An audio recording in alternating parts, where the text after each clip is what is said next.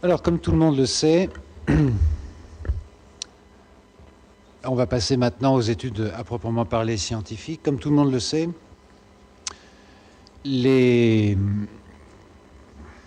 tout a commencé en 1898 avec la photo prise par Secondo Pia du linceul de Turin. Première photo autorisée par l'archevêque de Turin. Alors, ce n'est pas la photo de Secondo Pia qu'on voit ici, c'est une photo ultérieure.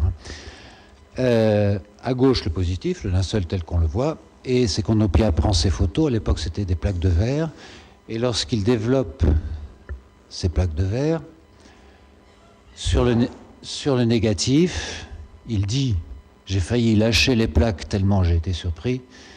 Voici ce qu'il a vu, c'est bien connu. » Le négatif photographique de l'image de l'homme du linceul est infiniment plus réaliste, plus précise, ce qui fait dire qu'en réalité, le positif est un négatif et que l'image du linceul est quelque chose qui peut s'apparenter à un négatif. Le négatif photographique transforme une silhouette fantomatique, une empreinte fantomatique, le positif, en une silhouette d'un réalisme extrême.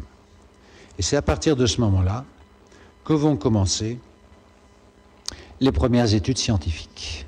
Et la première partie de la période des études scientifiques vont concerner essentiellement les études médico-légales.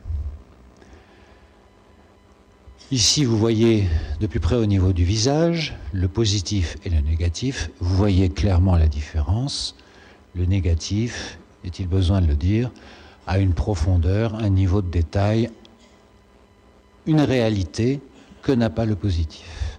L'image est une empreinte en négatif, alors que le sang, lui, les taches de sang, résultent d'un contact direct sur le tissu, c'est un positif. Commençons par des données anthropométriques. Ce n'est pas historiquement ce qui a été fait, mais commençons par là. La taille de l'homme de linceul mesurée directement sur le linceul pour la face antérieure est d'1,95 m, pour la face postérieure est de 2,02 m. Déjà, c'est bien grand pour un homme. Cependant, les études récentes, menées en particulier par le professeur Giulio Fanti, à partir de mannequins numériques, de tissus numériques, ont montré que ces dimensions observées sont compatibles avec l'enveloppement d'un homme ayant une taille d'environ 1,75 m dans la position d'un crucifié telle qu'elle est représentée ici.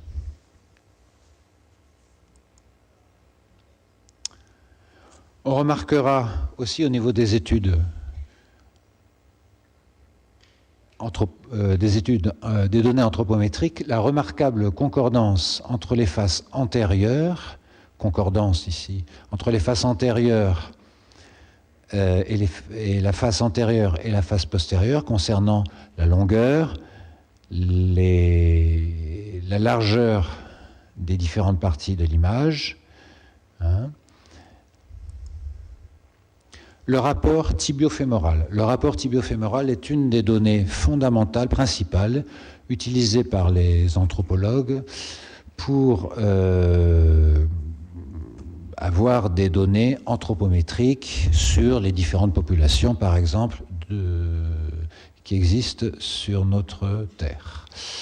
Pour ce qui concerne les hommes, le rapport tibio-fémoral, c'est-à-dire le rapport entre le tibia, la jambe, et le fémur, la cuisse, est situé entre 80 et 85%.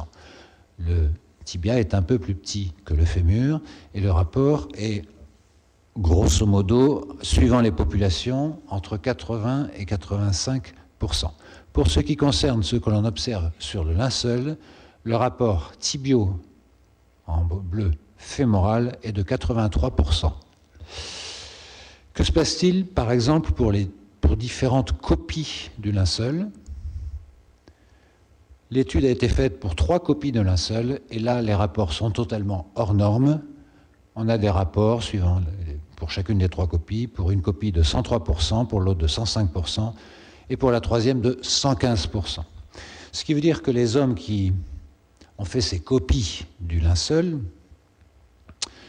n'étaient pas attentifs à ce détail et étaient incapables ou n'avaient pas pensé à donner des mensurations qui soient réalistes, contrairement à ce qu'on observe sur le linceul. Observons maintenant ce qui se passe au niveau des contusions du visage. Vous avez ici la photo sous ultraviolet du visage de l'homme du linceul, qui ressemble beaucoup à la photo en négatif, mais qui accentue nettement les détails. On observe une fracture du cartilage nasal, ou ce qui ressemble à une fracture du cartilage nasal, ici, située exactement au bon endroit, anatomiquement. Et là, je ne l'ai pas montré, parce que pour ne pas surcharger, il existe une légère, très légère déviation de la cloison nasale entre la partie supérieure du nez, au-dessus de la fracture, et la partie inférieure du nez.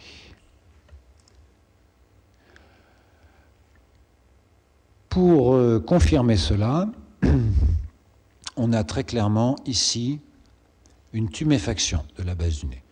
Le nez a été frappé, l'objet d'un coup, et a été cassé. Là, de façon peut-être encore plus évidente, on l'a déjà un petit peu dit tout à l'heure, on observe une tuméfaction de la joue, ici, d'une des 2 joues, avec peut-être une poche de sang en dessous, une poche qui contenait du sang en dessous. Les mains.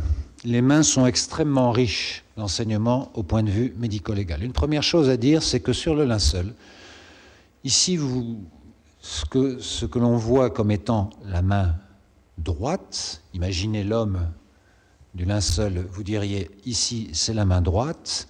En réalité, anatomiquement sur l'homme du linceul, le cadavre, c'était la main gauche et inversement. Tout est inversé sur le linceul. Au niveau de la main gauche, donc anatomique, on voit la marque du clou et les 2e et 3e phalanges repliées. Ah, excusez-moi, je suis allé trop vite.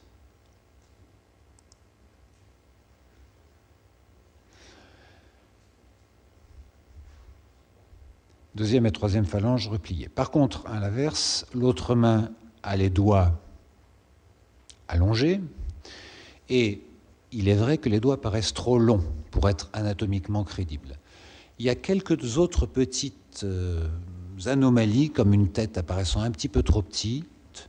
Des études ont été faites pour essayer d'expliquer cela, et on pense que, sous l'hypothèse de certaines configurations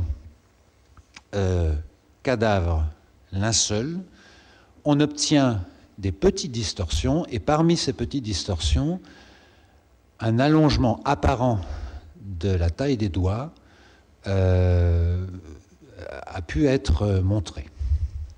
Enfin, on voit clairement, on l'a dit tout à l'heure, le pouce manquant. Pas de pouce, pas d'image de pouce visible. On continue avec les mains. En s'intéressant de plus près à la tache de sang.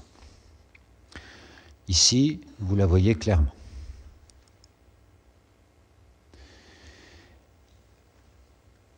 L'endroit qui est à l'origine des coulées de sang que l'on voit ici, l'endroit où est sorti le clou, car on se trouve à la face postérieure du poignet, est souligné ici en rouge. Ici, la marque du clou, d'où s'échappe le sang qui va former les 2 coulées que l'on observe ici.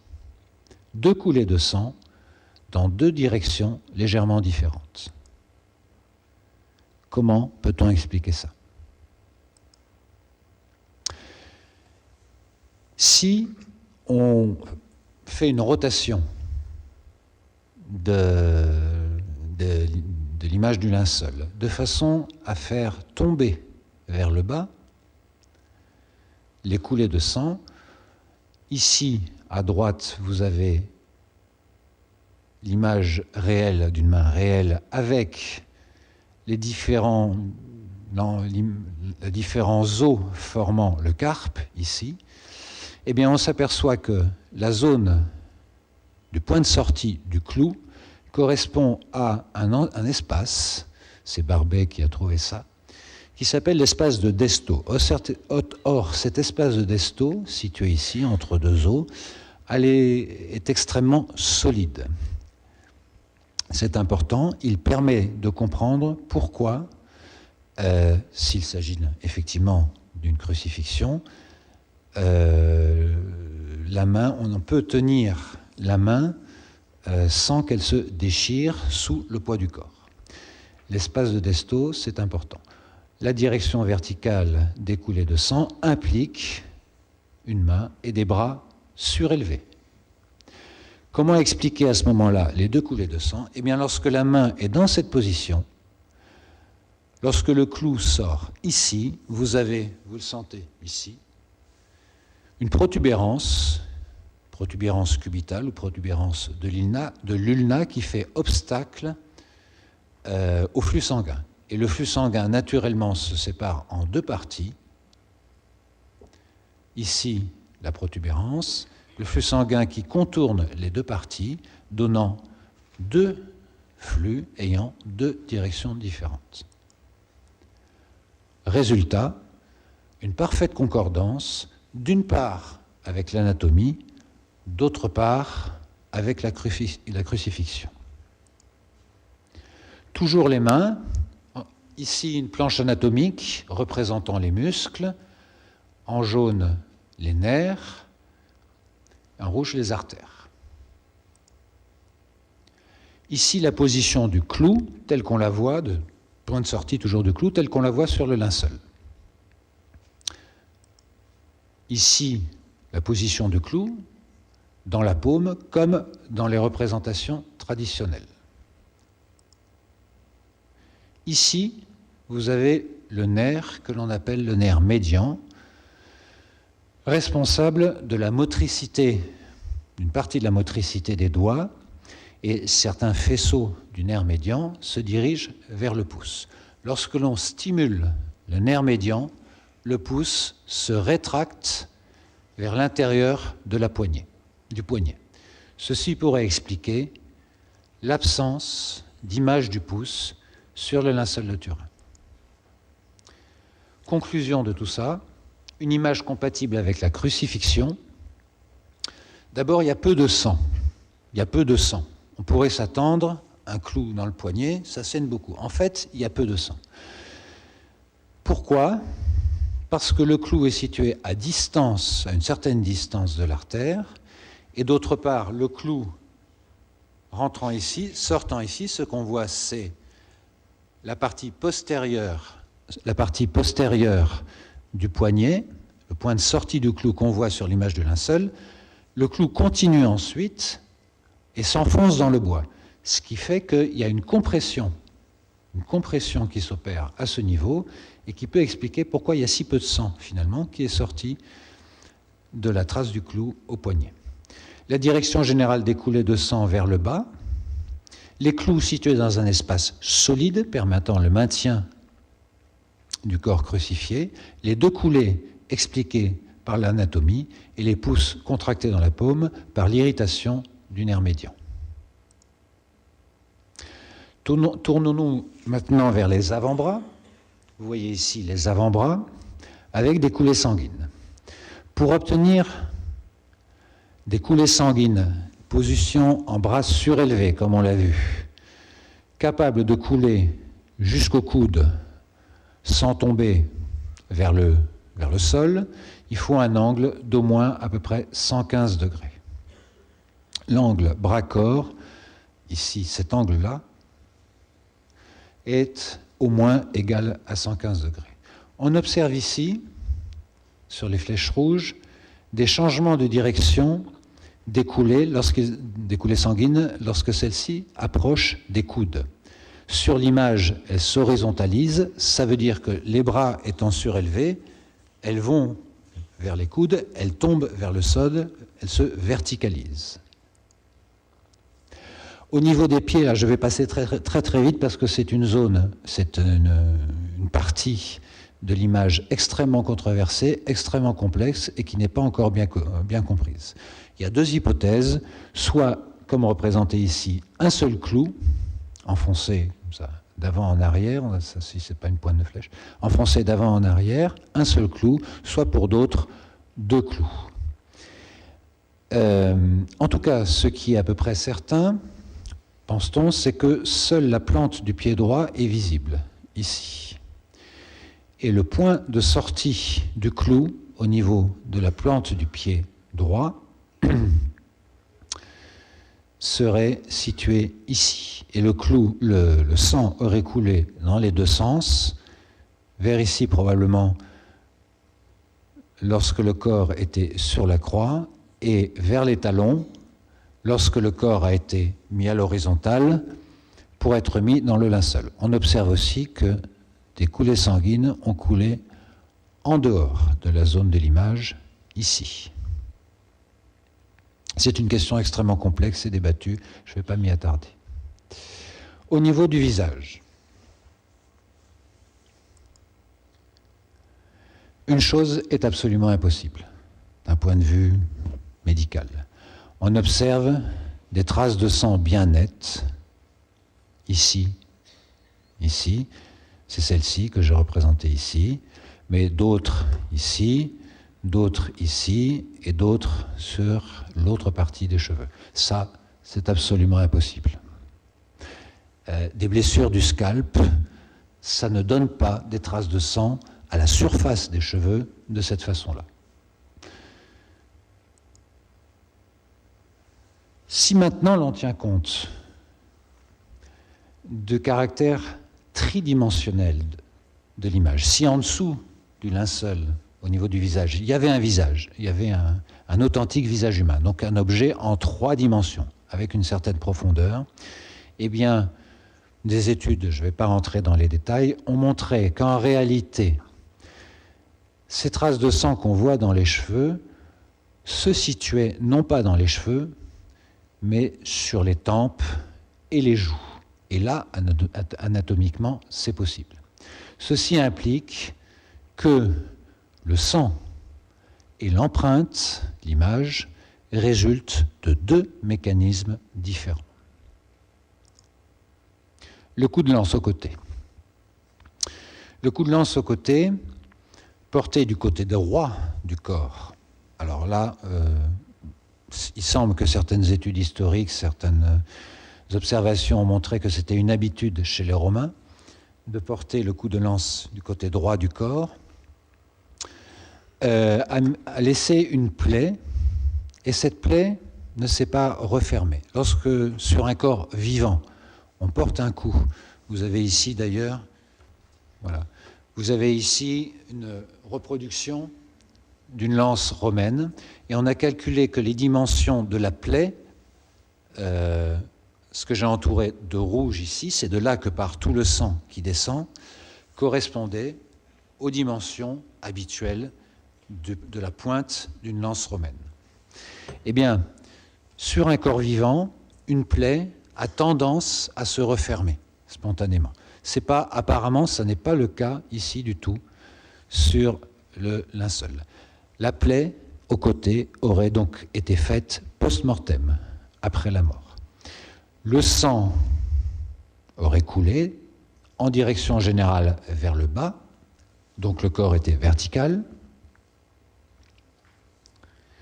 Et, chose là assez extraordinaire, lorsque l'on prend la même photo sous fluorescence, sous ultraviolet, on observe très clairement, regardez ici, un halo clair, un halo blanc. Ce halo est interprété et a pu quasiment être démontré comme étant un halo de sérum. Sang et eau, disent les évangiles, un halo de sérum en lumière fluorescente qu'on ne voit absolument pas en lumière visible sur le linceul. Les marques de flagellation. On en a un peu parlé tout à l'heure, on a vu qu'il y en avait plein partout sur le linceul. Vous avez deux types de marques. Des marques en altère situées à l'extrémité du fouet. Ici, deux exemples. Il y en a plein partout sur le corps. Deux points reliés par une espèce de pont, comme une altère. Et puis des fines stries parallèles, ici par exemple. Et lorsque l'image n'est pas forcément très bonne ici, lorsqu'on regarde de très près, il y a deux ou trois très très fins traits, très fins si je puis dire, qui pourraient correspondre à des marques de lanière. À quoi cela pourrait-il correspondre? À un flagrum romain. Alors, le flagrum romain, je vous ai représenté ici des exemples de flagrum romain. En réalité, on en a retrouvé très très peu. Il semble qu'il y avait de multiples modèles possibles. Les historiens nous disent qu'il y avait de multiples modèles possibles de flagrum romain. En tout cas, d'une façon ou d'une autre, ce qui est sûr, que ça ressemble à ça, que ça ressemble à ça ou à d'autres trucs, c'est qu'il y avait au bout des petits objets très lourds, soit en métal, soit en os, en forme d'altère en particulier, reliés aux manches par des lanières. Regardons ici deux images qui représentent la face, représentent les jambes, les mollets exactement. Vous voyez ici, en lumière visible, on voit ici très bien à la partie supérieure des traces de flagellation, ici quasiment rien, ici peut-être quelques-unes, deux ou trois. Lorsqu'on passe à la photographie sous ultraviolet, on voit très clairement ici, pour vous repérer, vous avez ici la tache de sang, c'est situé. On voit très clairement ici des traces de flagellation qui se situeraient ici sur l'image visible. On ne les voit pas sous lumière visible. Autrement dit, notre artiste, si artiste il y a peint de façon invisible des traces de flagellation qui ne sont révélées que plusieurs siècles plus tard grâce à la lumière ultraviolette. Un peu étonnant. Quelles sont les conséquences physiologiques, pathologiques de la flagellation? Il faut savoir que la flagellation à la romaine, c'est pas quelques coups de fouet. C'est un supplice épouvantable, souvent mortel ou amenant à la limite de la mort, quasi mortel, qui était réservé aux esclaves et éventuellement aux révoltés ou à ceux qui menaçaient la sécurité de l'État. Normalement, elle n'était pas appliquée aux citoyens romains, tellement elle était considérée comme épouvantable. Pourquoi? Revoyez l'image du flagrum. Qu'est-ce qu'on a? On a deux objets très lourds, un objet très lourd, les haltères, avec leurs deux points, là, leurs deux extrémités, qui concentrent sur une toute petite surface une force absolument gigantesque qui a pu être comparée, au point de vue énergie dissipée, à la force d'une balle de revolver. Une force d'impact énorme, répartie sur une surface minime pour chaque coup, mais vu le nombre de coups, une énergie dissipée, des lésions énormes. Et des lésions profondes. Pas tellement des lésions superficielles, mais des lésions profondes. Au niveau des muscles, l'écrasement des muscles produit la libération brutale de produits toxiques dans le sang, et en particulier du potassium et d'autres, et en particulier les constituants protéiques, protéines constituant la myoglobine, la protéine essentielle des muscles, qui ensuite va se dégrader pour produire dans le sang, retenez bien ce terme, c'est important pour la suite, de la bilirubine. Au niveau d'autres organes profonds, la flagellation peut produire par exemple des fractures, des hémorragies internes, et c'est ce qui pourrait éventuellement expliquer la plaie au côté. Imaginons une fracture, ou pas forcément. Il peut se produire à la suite d'une flagellation,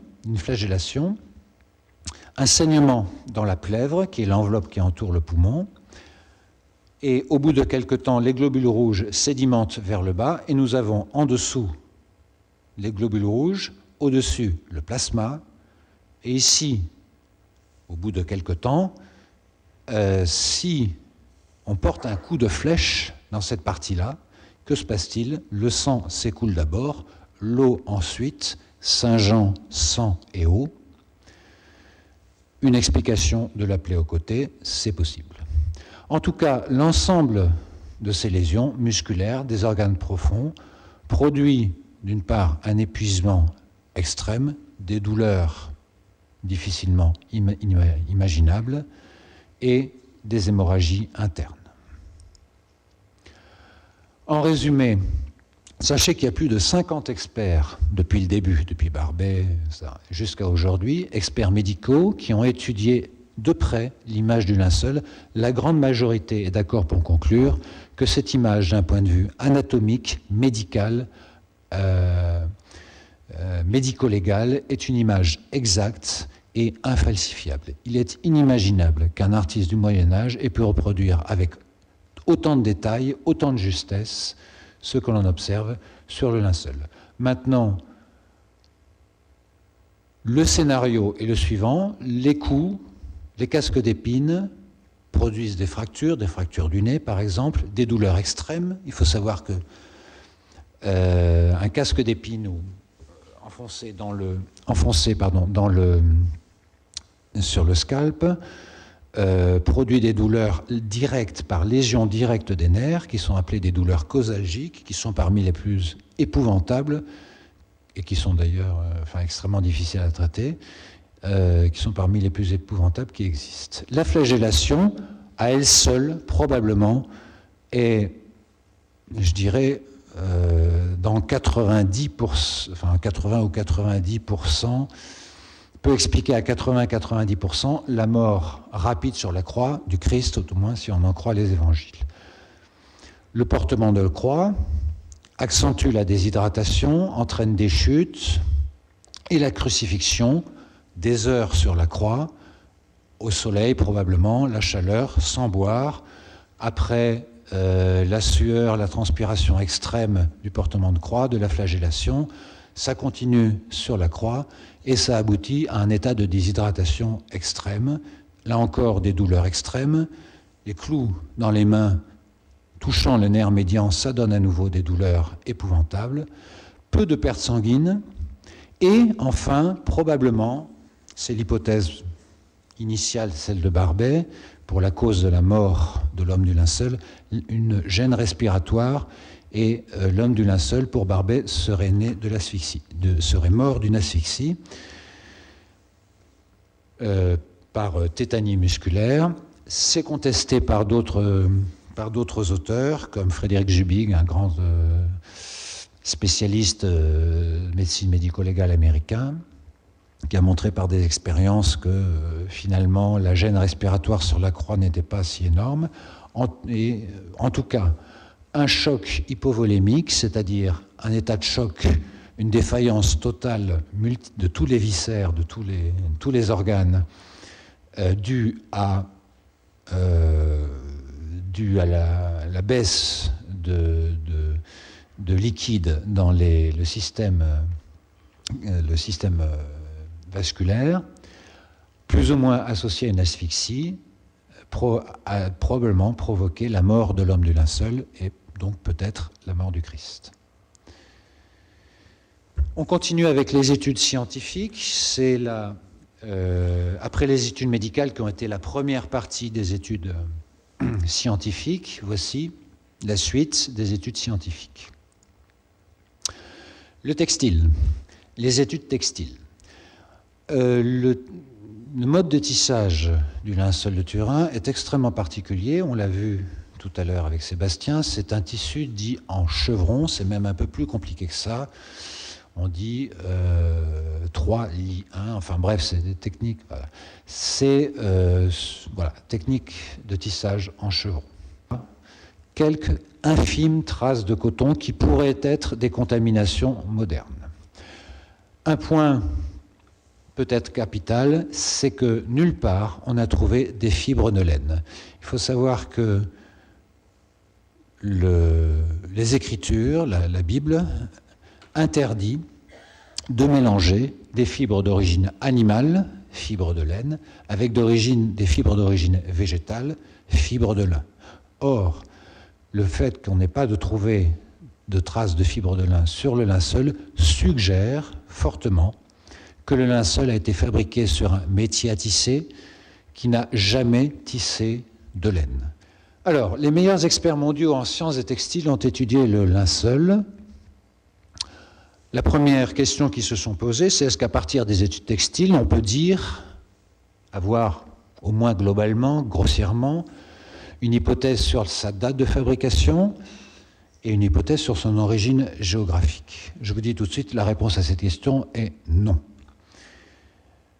Par contre, la réponse à la question « le linceul est-il compatible ou incompatible avec un tissu antique originaire du Moyen-Orient » est la suivante. Si l'on considère les dimensions de linceul, le linceul est-il compatible avec un tissu antique du Moyen-Orient? La réponse est oui. On a trouvé des tissus de l'Égypte antique, même bien avant, datant de bien avant du 1er siècle, qui sont beaucoup plus grands en dimension que le linceul de Turin. L'état de conservation, oui, suivant les conditions dans lesquelles sont conservés les tissus, et on a la preuve aussi pour certains tissus égyptiens, on a des états de conservation remarquables. Le tissage en chevron, alors là, il y a un problème, c'est quelque chose qui, de façon générale, dans l'histoire, le tissage en chevron, c'est quelque chose qui est rare, qui est très rare. Dans l'Antiquité aussi. Est-ce qu'on a trouvé dans l'Antiquité des tissus avec un tissage en chevron? Oui. Le seul problème, c'est que ces tissus en chevron ont été trouvés faits avec des fils de laine ou d'autres matériaux, de soie aussi je crois, mais on ne connaît pas d'exemple de tissus en chevron, qui ont été tissés en chevron, faits en lin. Mais en tout cas, cela signifie que la technique était connue dans l'Antiquité, et même bien avant le 1er siècle. En 2002, voici ce qu'elle découvre. C'est elle qui fait la restauration du linceul. Ici, vous avez la couture qui court ici, regardez, sur la copie du linceul, qui court tout le long du linceul et qui relie, on l'a vu au début, le corps principal à la bande latérale. Il s'agit d'une couture, deux parties qui ont été séparées et qui ont été cousues, ou deux parties séparées qui ont été cousues ensemble. Voici ici le schéma de cette couture. Vous voyez que c'est quelque chose d'un petit peu complexe. Ici la bande latérale, ici le corps du linceul, avec en fait deux coutures ici. Eh bien, ce type de couture est extrêmement rare. Je ne suis pas arrivé à savoir s'il était rare ou unique, mais en tout cas, il a été retrouvé dans des tissus à Masada, dans la forteresse de Masada, en Palestine. Masada, c'est l'endroit où les derniers résistants juifs, à ma connaissance, si je me souviens bien, ont préféré se suicider collectivement, plutôt que de se rendre aux Romains. Et dans la forteresse de Masada, des tissus datant donc autour de 70 après Jésus-Christ ont été retrouvés et qui présentent, d'après Madame Fleury-Lemberg, exactement ce type de couture. Voilà un argument qu'elle considère comme étant important. Deuxième caractéristique de l'image, vous le savez, on en a beaucoup parlé, une image tridimensionnelle. Comment est-ce qu'on s'en est aperçu? Eh bien, en passant l'image du linceul sous un appareil qui s'appelle le VP8, qui est un instrument qui transforme la luminance c'est-à-dire l'intensité de l'image, en relief. Les zones claires apparaissent sous forme de sommet, les zones sombres en creux. Ici, vous avez, par exemple, un carré noir, puis un carré gris, puis un carré blanc. Passez au VP8, ça vous donne une image comme ça. Le carré noir apparaît comme une vallée, le carré gris apparaît comme un plateau intermédiaire, et le carré blanc apparaît comme un sommet.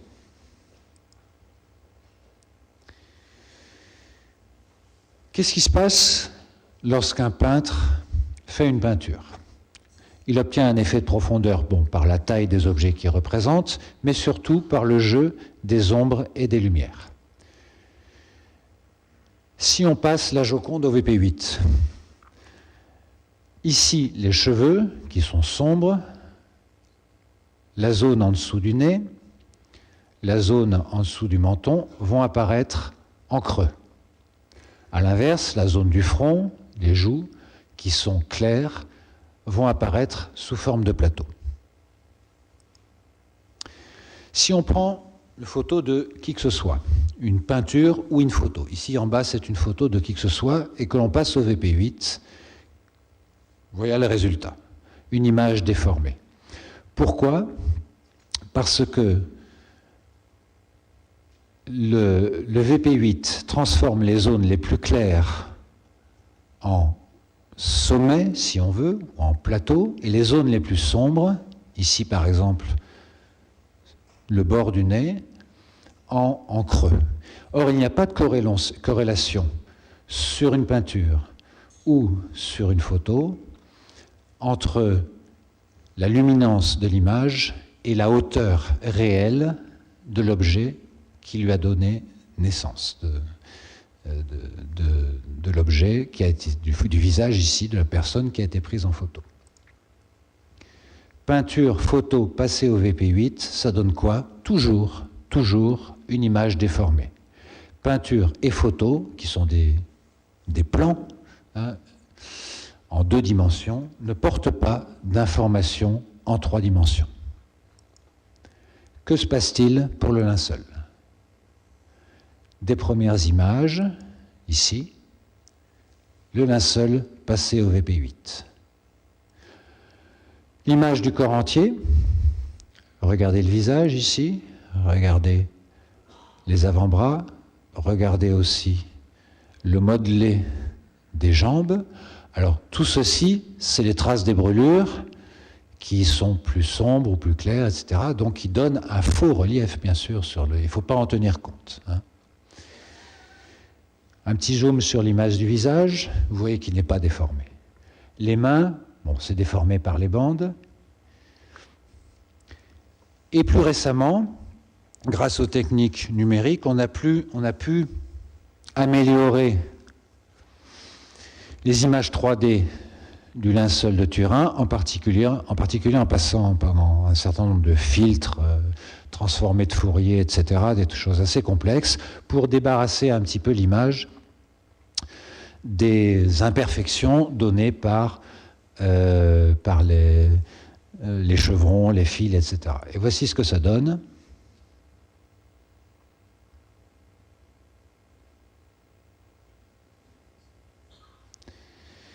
Des images beaucoup plus réalistes, regardez, jusqu'à la dernière image, qui est en fait une image utilisant les techniques holographiques. C'est M. Petrus Soens qui a développé ça, et qui donne un relief vraiment extrêmement impressionnant, et en plus, on peut le faire tourner. Bref, voilà. Donc vous voyez, une véritable information tridimensionnelle, en ce sens que l'on obtient une image réaliste avec un véritable effet de profondeur qui n'existe pour aucune autre image ou peinture connue. un visage réaliste, non déformé. Impossible? Peut-être pas. Qu'est-ce que cela implique? Qu'implique la tridimensionnalité de l'image du linceul? Ça implique premièrement que ça n'est pas la reproduction, une peinture vue par un modèle, peinte à partir d'un modèle, vue par un artiste. Parce que pour créer une impression de relief, il faudrait qu'il utilise les techniques des peintres, c'est-à-dire des faux jours, etc., qui donneraient une absence de 3D. Ça implique deuxièmement que la source de l'image est le corps lui-même, ou ce qui lui en a tenu lieu, un objet en 3 dimensions équivalent, une statue, un bas-relief. Et ça implique surtout qu'il existe, et c'est ça qui est le principal, une corrélation mathématique entre la luminance, l'intensité de l'image en un point et la distance entre le corps et le linceul en ce point. Au niveau des points de contact, l'intensité est maximale.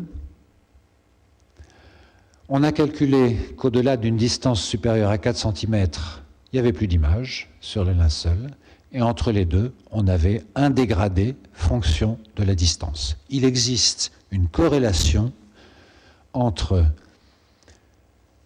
la surface du corps qui a donné naissance à l'image et l'intensité lumineuse, la densité de l'image en chaque point. Intéressons-nous maintenant à la macrophotographie. Qu'est-ce que l'on observe? D'abord, je vous l'ai dit tout à l'heure, l'image est faite d'une seule couleur. Elle est monochrome, elle est en gros jaune paille. Sa localisation, si l'on regarde ici de près, une partie de la zone image, vous voyez ici les fibres colorées, celles qui forment l'image. Elle est faite de faisceaux de fibres colorées adjacents à des fibres non colorées sur un même fil. Ici, des fibres colorées, ici, des fibres non colorées. Et ça se répète à d'autres endroits. Un effet de striation.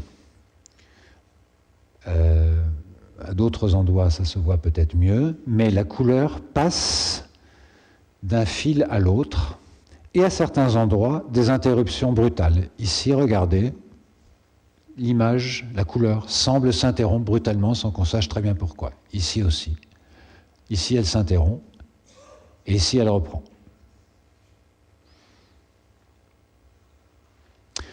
Dernière caractéristique extrêmement importante, à partir de ces macrophotographies, à partir d'observations directes sur le linceul, c'est qu'on en a déduit que l'intensité de la coloration, qu'est-ce qui fait qu'en certaines zones, l'image est plus dense au niveau du visage, du nez, des barbe, moustache, etc., que dans d'autres images, dans d'autres portions de l'image, c'est pas la couleur. La couleur est la même partout. C'est la densité de fibres colorées par unité de surface. Autrement dit, plus il y a de fibres colorées dans une certaine unité de surface à un certain endroit, plus l'image apparaîtra dense et sombre, et réciproquement. La superficialité est une autre caractéristique essentielle de l'image au niveau des fils. Ici, vous avez une représentation schématique d'un fil du linceul. Un fil est constitué de nombreuses fibres, à peu près entre 100 et 150, qui sont collées entre elles. Ici, vous avez en rouge les fibres colorées, les fibres images, on a vu tout à l'heure, adjacentes à des fibres non colorées sur un même fil. C'est représenté ici, un fil, des fibres colorées adjacentes à des fibres non colorées. Les fibres colorées, la couleur, se situe uniquement en surface des fibres. En surface des fils, par contre. Pardon.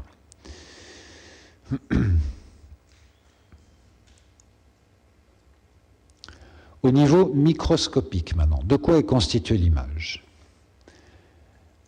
Une fibre de lin, un fil est constitué de 100-150 fibres. Une fibre de lin, c'est en moyenne, au niveau du linceul, 20 microns, 20 millièmes de millimètre. C'est plus fin qu'un cheveu. La fibre colorée est à la limite de la visibilité au microscope à contraste de phase. Et ici, c'est une des plus belles photos prises par Raymond Rogers, on en reparlera tout à l'heure. Comment se présente ce qui forme la coloration? Eh bien, comme une couche superficielle, jaune, craquelée par endroits, même manquante à certains endroits. On a l'impression qu'à certains endroits, la couleur est partie. L'épaisseur de la couche colorée est de 2 à 4 microns, est ici, et est à la limite de visibilité du microscope. Ici, une autre image de la coloration, vous voyez, de la couleur. La coloration se situe ici en surface, et à un endroit où la fibre se coupe, en tout cas les couches superficielles de la fibre se disloquent, on voit que la partie, on devine ici, en fait, que la partie interne des fibres n'a pas de couleur, alors que la coloration ici est située sur la partie externe. Lorsqu'on dissèque, si vous voulez, en gros, une fibre, la partie interne est incolore. La couleur se situe vraiment à l'extrême surface des fibres et de façon circonférentielle, sur toute la circonférence de la fibre. Alors, de quoi est formée chimiquement cette couleur, si on peut dire? On verra chimiquement de quoi elle est formée, mais comment a-t-elle pu se former? Il y a deux hypothèses. Comment a-t-elle pu se former en surface? Soit c'est une modification chimique de la couche externe de la fibre de lin. En effet, la fibre de lin est constituée de ce qu'on appelle un mur ou couche externe et la plus grande partie, la couche interne. Seule la fibre externe, qui est constituée d'hémicellulose, de pectine, etc., de molécules beaucoup plus instables que la couche interne qui est constituée de cellulose, serait concernée par la couleur.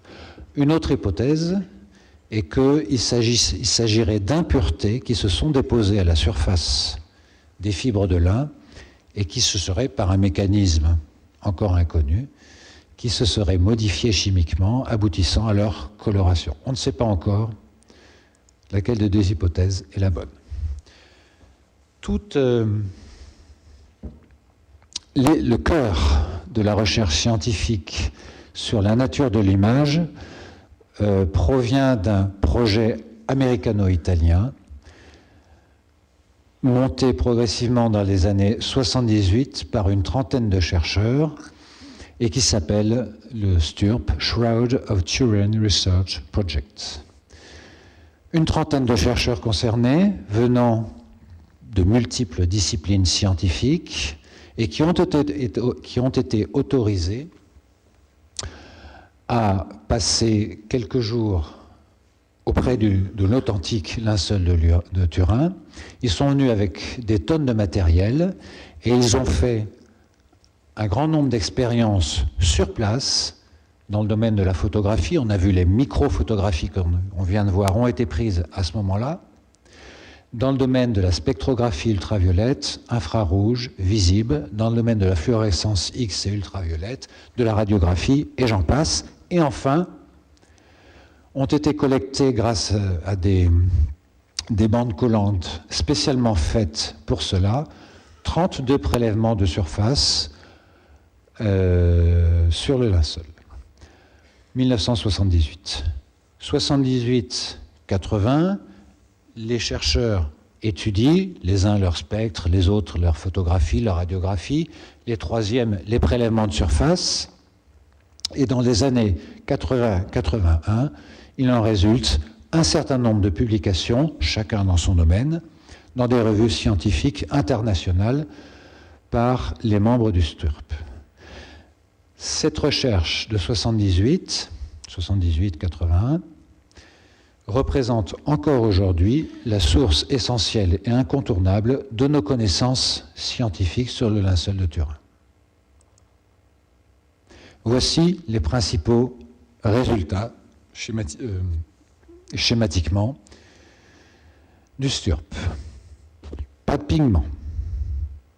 On n'a pas retrouvé de pigments, tout au moins en quantité suffisante. Il y a quelques traces par-ci par-là et qui s'expliquent très facilement, historiquement, mais l'image n'est pas constituée de pigments. Pas de médium. Pour faire une peinture, il faut des pigments dans un médium. Quelque chose qui permet l'accrochage des pigments à la fibre du lin. Il n'y en a pas sur le linceul. Au Moyen-Âge, c'était essentiellement des pigments protéiques faits à base de jaune d'œuf, de gélatine, etc., etc. Il n'y en a pas sur le linceul. Troisième point essentiel, la couleur, la coloration est insensible à la chaleur et à l'eau. Les peintures, et ça c'est des expériences qui avaient déjà été faites avant que le STURP se déplace à Turin, les peintures avec tous les ingrédients possibles connus au Moyen-Âge sont modifiés par la chaleur et ou par l'eau qui existent, qui résultent de l'incendie de 1532. Or, il y a à 1-2 mm des traces de brûlure. Lorsqu'elles croisent l'image, il n'y a pas de modification de la couleur. La coloration est extrêmement superficielle, on l'a vu, dans un fil, elle concerne 2 ou 3 fibres de surface, alors que le fil contient entre 100 et 150 fibres. La coloration est résistante à tous les solvants connus, acide, basique, l'eau, etc., sauf un seul, la diimine, qui est un extrêmement puissant réducteur. Les spectres de l'image sont quasi identiques à ceux des zones légèrement brûlées. Enfin, dernier point extrêmement important, il n'y a pas d'image sous le sang. Lorsqu'on enlève sur une fibre, lorsqu'on enlève le rouge formant le sang, en dessous, il n'y a pas d'image, il n'y a pas de coloration de l'image. La fibre apparaît blanche. Alors ici, c'est un spectre, un spectre, je ne vais pas rentrer dans les détails, mais vous voyez en gros, ici vous voyez un spectre d'une peinture à l'oxyde de fer, celle que certains ont pensé trouver sur le linceul. Ici, vous voyez le spectre moyen de la couleur de l'image, extrêmement différent. L'image n'est pas une peinture, aucune substance n'a été ajoutée. Voici les principales conclusions du STURP. Toujours dans les résultats, l'image résulterait, ce qui colle le mieux à l'observation, c'est que l'image résulterait d'un processus de déshydratation et d'oxydation des couches superficielles des fibres de lin lui-même, et aucun mécanisme connu n'est compatible à la fois avec toutes les observations chimiques, physiques et médicales du linceul. Ici, la phrase en anglais que je vous traduis. Par conséquent, la conclusion, la réponse à la question de savoir comment l'image a été produite ou qu'est-ce qui a produit l'image reste entière. Maintenant, autant que dans le passé, un mystère. C'est la conclusion du STURP au cours d'une conférence de presse donnée en 81 devant les journalistes. Nous ne savons pas, nous ne sommes pas plus avancés, ça n'est pas une peinture. En 2012, j'allais dire en 2012 comme en 1978, l'image reste un mystère. Le sang, ce qui ressemble à du sang. Vous voyez ici une photo, toujours prise en 78, macrophotographie de l'image du sang, d'une zone sang. Vous voyez que c'est extrêmement différent d'une image, d'une photo de l'image comme on l'a vu tout à l'heure, en ce sens que vous avez des zones ici de caillots, vous avez une coloration qui est beaucoup plus diffuse. Ça n'a absolument rien à voir avec la zone image. Concernant le sang, les principales investigations ont été menées par Heller et Adler, et leur article principal, il y en a eu d'autres, c'est A Chemical Investigation of the Shroud of Turin, qui est paru dans une revue scientifique canadienne. C'est une étude extrêmement complexe, sophistiquée, qui utilise plusieurs dizaines de tests microchimiques, des observations microscopiques, de la spectroscopie et des tests immunologiques. Voici leurs conclusions. Ici, vous avez une fibre recouverte de sang. En fait, c'est rouge. Leur conclusion est celle-ci. Le sang, qui constitue la matière rouge, contient de la porphyrine. La porphyrine est un constituant essentiel de l'hémoglobine. La porphyrine est présente aussi dans les végétaux, dans les pigments végétaux, comme la chlorophylle, etc. Mais ils ont pu démontrer que ça n'était pas une porphyrine végétale. Le fer. Le sang contient du fer, mais pas n'importe quel fer. Du fer qui est lié à l'hémoglobine, et non pas du fer libre. Cette hémoglobine, la spectroscopie montre que c'est une hémoglobine fortement dénaturée. Le sang contient aussi des protéines, contrairement à l'image. Je vous ai dit tout à l'heure, l'image, il n'y a pas de médium comme dans une peinture, et la plupart des médiums sont des protéines. Le sang, lui, contient des protéines, et c'est logique si c'est du sang. Parmi les protéines, le sang réagit avec les réactifs spécifiques à l'albumine, principale protéine du sang. Et là, ça a été une énorme surprise pour les chercheurs, ce sang contient des quantités extrêmement élevées de bilirubine. Rappelez-vous tout à l'heure, la bilirubine, lorsqu'on a parlé de la flagellation, c'est le résultat de l'écrasement des muscles par la flagellation.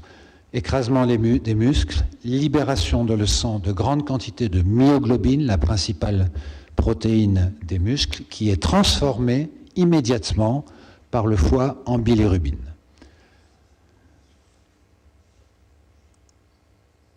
Tous les constituants du sang sont présents dans les taches de sang du linceul. Si on regarde de plus près, on y observe même des images de caillots. Les taches de sang sur le linceul présentent clairement une rétraction centrale et un halo clair qui se révélera être du sérum. Exactement le comportement d'un caillot sanguin. Du sang ancien, du sang dénaturé, du sang humain. Et du sang d'un homme ayant subi de profonds traumatismes physiques. Le type d'hémoglobine et l'excès de bilirubine le démontrent clairement. Un homme qui a souffert, qui a été victime de traumatismes physiques extrêmement graves, bref, une parfaite concordance avec les études médico-légales. Les tentatives de reproduction du linceul, elles sont multiples. Vous voyez ici, je vous en présente quelques-unes avec différentes techniques. Vous avez ici celle de Craig, le positif, une image en négatif. Celle de Johnny Kell, le 3D. Lorsqu'on passe ça au 3D, ça donne ça. Ceci obtenu avec une brûlure. On s'est dit, ça ressemble, les spectres ressemblent aux brûlures. Ça donne ça, le 3D. Enfin, paru dans le magazine Science et Vie il y a quelques années en France, à partir d'un bas-relief, ça donne ça. La dernière reproduction, la plus belle, probablement la plus La plus réussie, c'est celle d'il y a 1 an ou 2 de Luigi Garlacelli. L'image en positif, ça ressemble un peu quand même. Si on regarde les négatifs, le linceul ici en négatif, Garlacelli en négatif, c'est pas mal. Mais si on regarde de plus près, si on regarde de plus près, Garlacelli, le linceul, ici, Garlacelli, ça ressemble à ça ressemble pas à ça. Une distribution de la couleur qui est différente de celle de l'image du linceul et qui est comparable à celle de taches de rouille qui ont été trouvées aussi sur le linceul mais qui ne sont pas l'image. Ici, la 3D de la reproduction de Garlacelli, vous voyez ici au niveau du visage, les plateaux, les creux, rien entre deux. Le linceul, ce qui fait l'image 3D réaliste, c'est la pente douce qui relie les plateaux et les creux. Conclusion, une image toujours en 2002 non reproductible. Le carbone 14, vous l'attendez tous. Alors, pour aller très vite, l'étude du carbone 14, 1988, prélèvement d'un échantillon de linceul a été faite dans les règles de l'art. Les experts textiles, on les voit ici, Franco Testore, par exemple, qui ont regardé de près comment ça se passait. 4 échantillons envoyés, fournis à 3 laboratoires, Arizona, Zurich, Oxford. Des procédures normales de décontamination et des échantillons contrôle qui ont permis de montrer que, en tout cas, la procédure était valable sur des échantillons contrôle. Le résultat, on le connaît, le linceul est médiéval. L'échantillon, regardons cette image d'un petit peu plus près. Il a été pris ici, à l'extrémité, vous l'avez vu tout à l'heure, à l'extrémité de la bande latérale. Ici, la toile de Hollande. En 1973, auparavant, on avait retiré ici pour les études textiles une petite partie de cette zone qu'on a appelée l'échantillon RAES. Le reste, c'est ce qui a été retiré en 1988 lors de la datation. Ici, l'échantillon attribué à la laboratoire Arizona, à Zurich, à Oxford, et comme on s'est aperçu qu'Arizona avait un échantillon d'un poids un petit peu inférieur aux autres, on lui a rajouté une petite partie. Ici, une partie qu'on appelle la réserve, qui a été et qui est toujours à Turin, qui n'a pas été utilisée pour la datation. Les données statistiques. Oxford, en moyenne, 1246 après Jésus-Christ. Zurich, 1376. Et ici, excusez-moi, vous ne voyez pas bien, Arizona, 1430. Près de 2 siècles de différence sur quelques centimètres de longueur. Oxford, Zurich, c'est statistiquement compatible. Zurich, Arizona, c'est statistiquement compatible. Oxford, Arizona, ça n'est pas compatible statistiquement.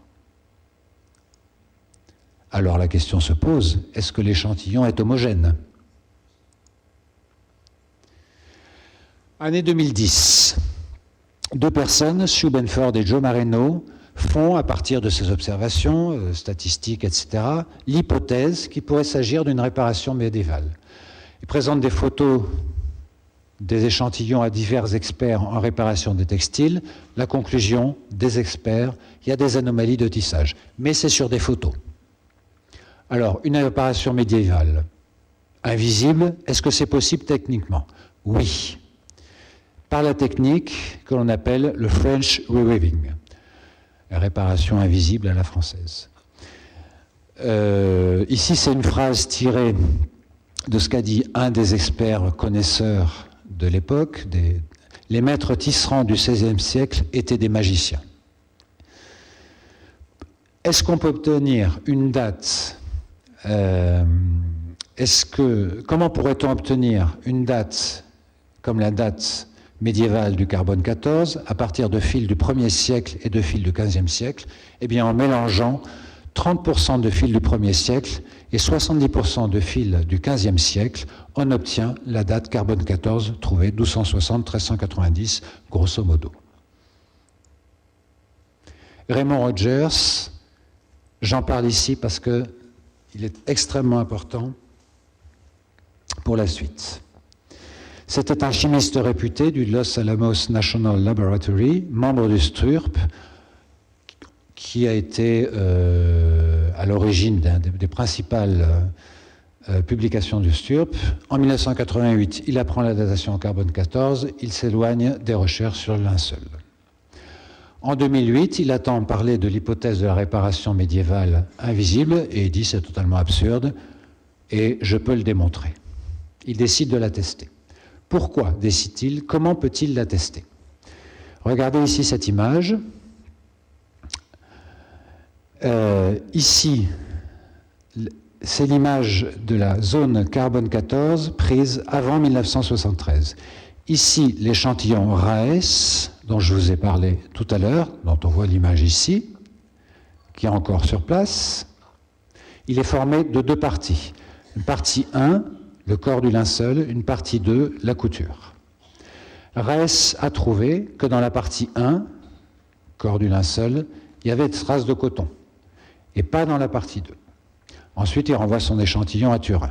Donc ici, il n'y a plus rien. 1978, on enlève le reste, ici, la partie des échantillons datés par le laboratoire, et la réserve, qui est toujours gardée à Turin, qu'on voit ici. En 1979, Rogers, qu'on vient de voir, reçoit des fils, 11 fils ou 14, je ne sais plus très bien, envoyés par le conseiller scientifique du cardinal de Turin, envoie des fils de l'échantillon RAES 1 à Rogers. Autrement dit, en 2000, Rogers commence par dire « Je peux démontrer en 5 minutes l'absurdité de leur théorie ». La réparation médiévale. Comment? En faisant la comparaison entre ce qu'il a, lui, les fils RAES adjacents à l'échantillon, à 2, 3, 4 cm des échantillons carbone 14, et ce qu'il avait conservé des fibres utilisées pour les études du STURP en 1978. Quelques heures plus tard, il appelle Barry Schwartz et il lui dit « Ils avaient raison ». Comment a-t-il pu arriver à cette conclusion? Ces découvertes.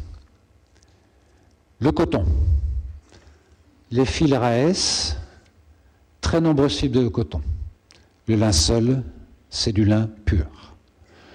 Deuxième différence capitale, les fils RAES représentant l'échantillon carbone 14, juste à côté, sont recouverts d'une teinture d'alizarine dans de la gomme arabique qui ont été peints sur l'extérieur, manifestement dans le but d'imiter la couleur du linceul.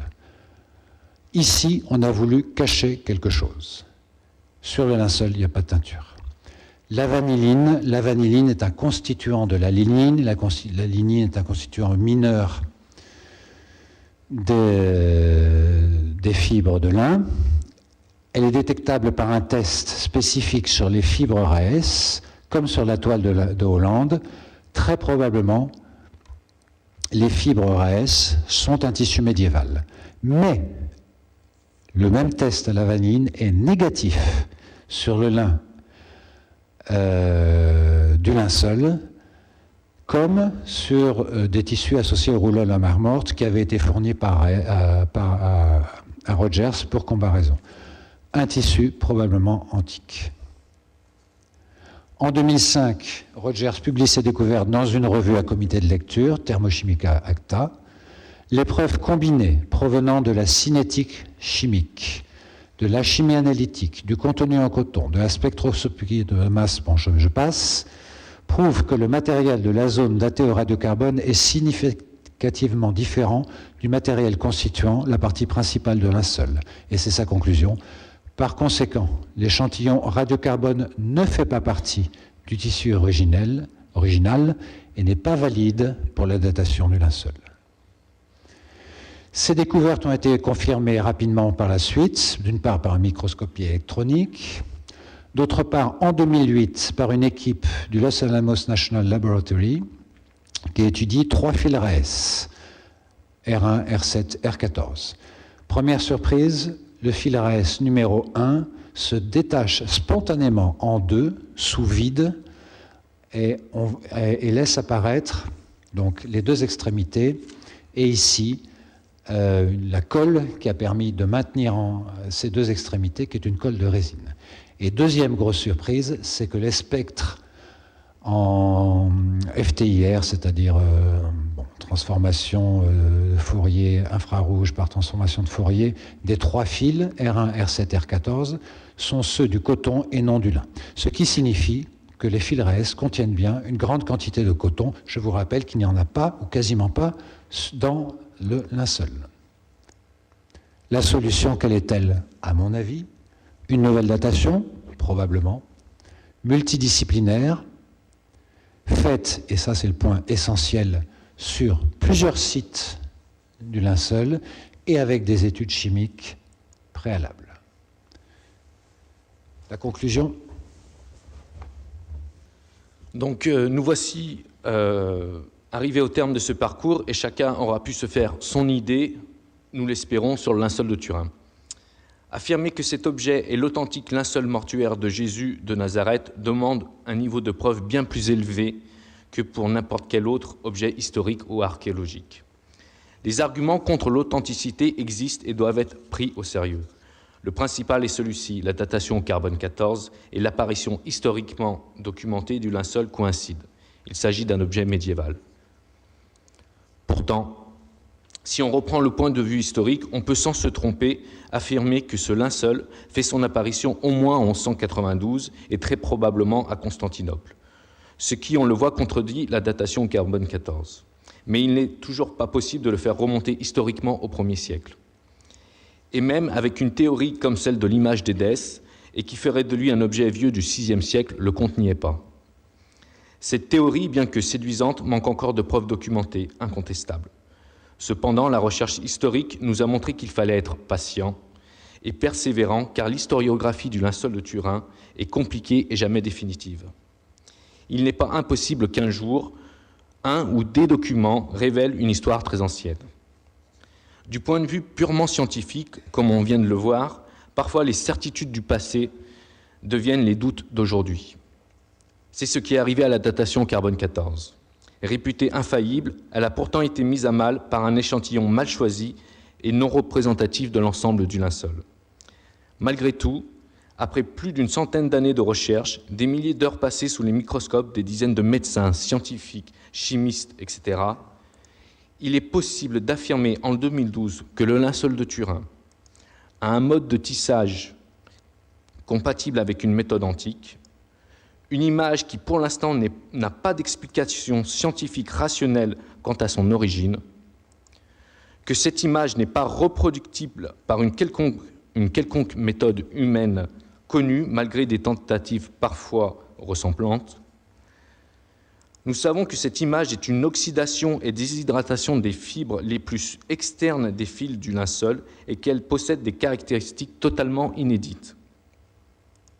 On sait également que les taches rouges sont bien du sang et que ce linceul a renfermé le cadavre d'un homme frappé, couronné d'un casque d'épines, flagellé et très certainement crucifié par des clous, et que ce cadavre n'est pas resté plus de 48 heures dans son linge mortuaire. Enfin, nous savons que l'échantillon daté en 1988, ou du moins tout laisse à penser que cet échantillon n'est pas représentatif du linceul entier.